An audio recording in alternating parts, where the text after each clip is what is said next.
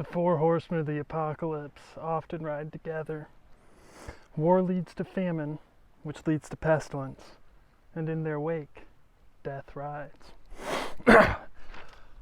Good morning, everybody. It is your favorite aspiring revolutionary here, a wandering author, reminding you that we are all the authors of our own lives. As always, my message remains the same. Spend less, live more, earn your freedom with frugality. Today, we are standing in front of painted rocks. This is the beach. This is Lake Superior. And I want you guys to really get a glimpse at that water. Like, look at the coloration. I have been to a lot of lakes, but I've never actually seen any with like this perfectly green-blue tint to it. And then just like the cliffs, they are magnificent, and it's like this the whole way. There was a river with a waterfall that was nearby, but it's kind of too far away for me to get it into the video, but I'll upload some pictures and links to my Instagram so you guys can check that out if you want to. I think it's called Spray Falls. But anyways, today we're going to pick up with our examination of the Bronze Age collapse. And that first little poem, that's a poem that I wrote, is kind of talking about, so the Four Horsemen of the Apocalypse are a biblical allegory, right? For the first horseman is famine, and then there's pestilence, and then war, and then the last one is death, right? Now, as a kid, they just sound like cool, interesting story figures, right? But actually, there is a little deeper meaning to it. So the four horsemen actually do normally ride together. When nations go to war, they tend to disrupt each other's food production, and then whenever people are malnourished, they typically get sick, leading to pestilence. And all three of those things lead to death, right? So what does this have to do with the Bronze Age collapse? Well, as we'll come to discover in our examination of collapsing societies, there is a reason why the Four Horsemen are such prevalent allegories in our culture's history. And it's because they've normally all been there. And that's whenever a major society falls, it's typically because of all these factors. So we've talked about the invasions of the sea people. We've also talked about famine, drought-induced famine, and how that may have instigated the sea people. And today we're going to talk about famine and then warfare.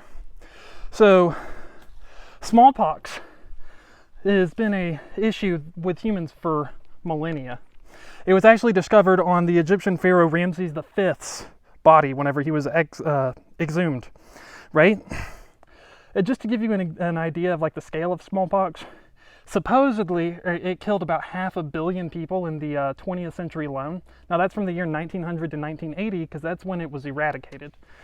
World War II on all sides killed 90 million. So we're talking about a 6 times larger death footprint, right? Now, from the Hittite capital, Hattusa, I think is how you pronounce it, they left some inscriptions talking about famine and maybe pestilence. Like there's some signs that indicate they may have been suffering from some sort of plague. Also, around the same time, Levant, Cyprus, Egypt, and Greece were all depopulated in trends that are correspondent with what we would expect to see in a plague. And even smallpox, like the reason I bring up smallpox is the common historical narrative at the moment is that smallpox was the plague that affected these places. Smallpox was also the disease that exterminated almost all the Native Americans. So before Christopher Columbus first came over to America, there were supposedly over a billion Native Americans. But by the time they came back, which was about 90 years later, 90% of the Americans had died. That's just how powerful the disease can be. So these major Bronze Age empires were likely suffering from the third horseman, pestilence, while all of these other things were going on. Now, warfare, obviously, prehistory, or ancient history, mankind was way more violent than it is today. Fortunately, we live in an era where huge outbreaks of violence are relatively uncommon, but historically that has not been the case. Most societies have been in constant warfare, but that shouldn't disrupt an entire geopolitical system, causing the Bronze Age collapse. So was there anything going on different in terms of violence at the time that the Bronze Age collapse happened? And the answer is yes. Assyria. Assyria would become the first Iron Age empire. They developed the ability to forge iron weapons, which were superior to bronze weapons, primarily because of how affordable they were. Bronze, you needed to have copper and tin to create it, and neither of those things normally occur in the same areas. And it's expensive and difficult to process those things, and then bronze weapons dent really easily. Iron weapons hold their edge for a lot longer, and the iron is everywhere. So when the Assyrians figured out how to create it, they were quickly able to overthrow their former oppressors. The Manutai, I forget what the name of them is exactly. Sorry. Man, dude, seriously, look at just how beautiful this is. Look at that. There's a person in a pontoon boat down there. Man, I hope you guys could see the color of this water, and just look at how far, it's like literally an ocean. Okay, so anyways, Assyria is located in where is northern Iraq, modern northern Iraq, right? And at the time of its rise, several of its principal cities were already like over 1,000 years old. So we're talking about an empire that rose and became, man, dude, just seriously, look at how beautiful this area is. Oh, wow. No, hold on. Look at that. Okay. Anyways, the Assyrians would defeat the Hittites at the Battle of Nihra in 1237. And this right here, the Hittites were like in the center of the Middle East. Huge amounts of trade and territory and resources flowed through there. So if the Hittite Empire was disrupted, we might be able to conclude that this would lead to some kind of downstream, catastrophic effects for other Bronze Age empires. Now, this also does not take into account that some wars may be negative for all sides. Obviously, war has some potential benefits, otherwise humans would not just risk it. They wouldn't, unless somebody normally gains something when people go to war. Obviously, it doesn't pay off to be the loser, but that isn't always the case. Some wars are so catastrophic that it's actually what we call a Pyrrhic victory, even for the victors, after the Greek general Pyrrhus, who waged a successful war against the Romans to his own detriment. So there may have been some sort of Pyrrhic victory with the Hittites going to war against the Assyrians, where it kind of a multi-generational conflict ensued, and it depleted the manpower and resources of everybody involved, right? So, by the way, guys, this is by far the furthest I have ever hiked. I think before I started this video, I was already at 8 miles for the day. So I seriously think that by the time I upload this, I'm gonna have walked over 16 miles just to bring you guys this delicious content. So yeah, that pretty much brings to a conclusion our examination of the Bronze Age collapse for today. So plague and warfare often share a relationship, as well as the other horsemen, and they all lead to death. That's why they always ride together. I do have a few other things to touch on today, as well as showing you some just absolutely gorgeous scenery. Wow. No, seriously, look at this. Okay, so these are some topics that I'll probably address in greater detail later on, but I want to talk about consumption versus creation. And this right here, so the whole hike to get here took me about 2 hours, so I had a lot of time to think. And so this video is probably going to be a little longer. You'll have to let me know what you think about this format. But while I was walking on the way here, I was thinking about what happened in the US that made us such a dynamic economy after World War II and what's different today. And I'm going to do some actual research and turn this into a series, but I believe it comes down to consumption versus creation. So something happened, the greatest generation, the people who lived through the Great Depression, they learned how to live without consuming, and they had to learn how to create a lot of things. They made their own toys and gifts and stuff like that, for example. I think those skills kind of translated into them becoming entrepreneurs later, business owners. And then sometime after World War II, when there just was an abundance of material goods, people shifted away from creating things towards consuming things, which I think is spiritually malnourishing or spiritually deficit. I don't think consuming stuff really benefits you on a spiritual level at all. In fact, I think most of the time what you'll find is that the more you consume, the more you want to consume, the emptier you feel while you're doing it.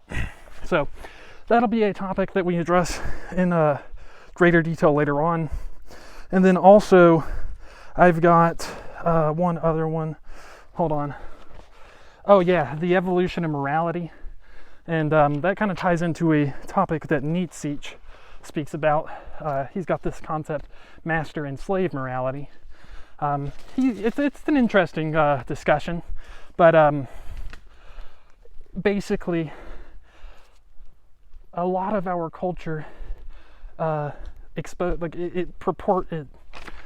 it buoys values that are beneficial whenever you're in the position of being someone who serves other people, right? Instead of being the person who gives the orders. That's another very complicated topic. I know I probably did not do it very much justice right there, which is why I'm going to make it another series so I can actually dedicate some more time to it. But the evolution of morality, we got consumption and creation, and then the other one is just door knocking and the tremendous impact that it had on me and what I think it tells us. I got an interesting line. It gives you a glimpse behind the curtain, so to speak, a peek behind reality. So whenever you're knocking on doors, you get to see how other people think. Your job is to go into people's homes. So you get to see what they do for a living. You get to see, I did it for 7 years in 7 states, so I got to see what people did across the country. I know what Americans live like. Wow, man, just unbelievable beauty everywhere you look here, man. Dude, here's the cool thing. Totally free place to check out. So definitely come to Painted Rocks if you guys have a chance. But again, let's get back to door knocking. So you get to see how people live, how people think, and most importantly, what they do for a living and how much they earn, because you're financing stuff, so you're asking them about their income all the time. And something that I noticed, and again, I'll talk about this in greater detail later. I'll make it a topic on its own. But the people who earn a whole lot are never the workers. What determines how much you earn is what you own.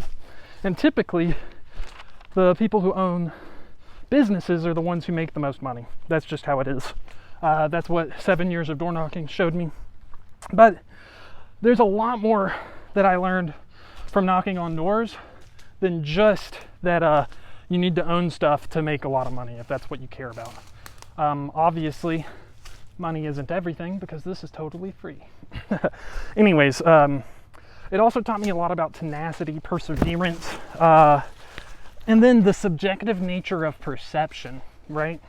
So like, you could be in one neighborhood and you suck there where you're not selling any accounts, and then some other guy goes in there and they sell everything. And so it changes how you view places, right? We call it looking at it through a lens of abundance. But also, a lot of that has to do with how other people are seeing you and then how quickly that changes. I could really probably create, whoa, dude, seriously, look at this. I haven't been here yet. Wow. That's beautiful. Okay. This is probably as good a place as any. I need to hopefully get somewhere that I can, man, dude, seriously, look at that. That is just gorgeous. So I need to figure out somewhere that I can upload all this. Yeah, so famine and plague often result from war, and they all lead to death. The Four Horsemen usually ride together, and we'll conclude our examination of the Bronze Age collapse sometime next week. And then we'll open up some new series to discuss some different things. Oh God, dude, this is just so gorgeous. Unbelievable beauty. Check out my Instagram for sure. As always, so Wandering Author here, reminding you that we are all the authors of our own lives. As always, my message remains the same. Spend less, live more, earn your freedom with frugality. What are you guys doing to inspire, uplift, and empower your communities today?